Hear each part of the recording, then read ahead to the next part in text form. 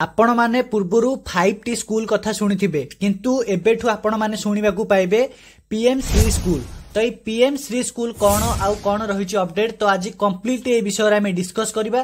ता पूर्वरु गोटे छोटिया कथा कहबाकू चाहिबी, जदि आपण माने हम चैनल को सब्सक्राइब करि नाहंती तो डेफिनेटली चैनल को सब्सक्राइब करि देबे। ता सहित जते आपनकर छोट छोट भाई और भौणी माने अछंती तांकु ए वीडियोटी शेयर करिकि जणाई देबे।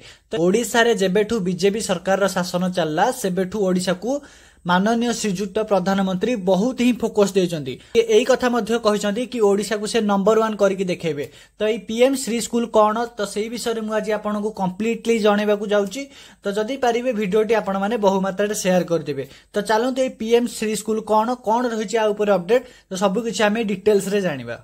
ओडिशा शिक्षा व्यवस्था रे एक नुआ परिवर्तन आसीची। राज्य रे लागू होईची प्रधानमंत्री Shri school PM Shri school. एही व्यवस्था रे ओडिशार प्रत्येक ब्लॉक एवं पौरांचल रे 2टी लेखाएं स्कूल खोला जिवो।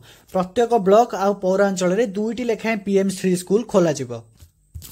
एने शिक्षा राष्ट्रमंत्री जयंत चौधरी एवं राज्यर शिक्षा सचिवों उपस्थित रे एमयू स्वाक्षरित हो जाइछि। जातीय शिक्षा नीति रे पुनः भावना को नहीं एही पीएम श्री स्कूल कार्य करिवो एवं समस्त मौलिक उपादान को प्रदर्शित करिवो। अन्य समस्त विद्यालय एवं एक उदाहरण साजिबो एही पीएम श्री स्कूल। आपण माने नवोदय स्कूल जानिथिबे और आदर्श स्कूल जानिथिबे, किंतु आ पर आपण माने गोटे नुआ स्कूल देखिबाकू पाइबे जोटा कि पीएम श्री स्कूल। ए स्कूल ले बहुत ही भलो फैसिलिटी मिलिबो। तो आगु कोन रहिजो अपडेट चलंतु आपण मानकु सब किछि शेयर कर दउची। जातीय शिक्षा नीति रे परामर्श अनुसार होइथिबा पाठ्यक्रम और पाठपढ़ा पद्धति सहित शिक्षक मानकर परिवर्धित दक्षता इत्यादि को यह गोटे स्कूल रो परिप्रकाश करिवो। पीएम मोदी एवं केंद्र मंत्री धर्मेंद्र प्रधान नेतृत्व रे ओडिसा रे पीएम श्री स्कूल व्यवस्था लागू करा जिवो। एई जिनसटा सबुठ इंपोर्टेंट प्रत्येक ब्लॉक एवं पौरांचल हिसाब रे राज्य रे प्राय 68 पीएम स्कूल रे विकसित हेबार योजना अछि। जेते सारा ब्लॉक अछि एवं पौरांचल अछि सेठी 800 टा पीएम स्कूल करा जिवो।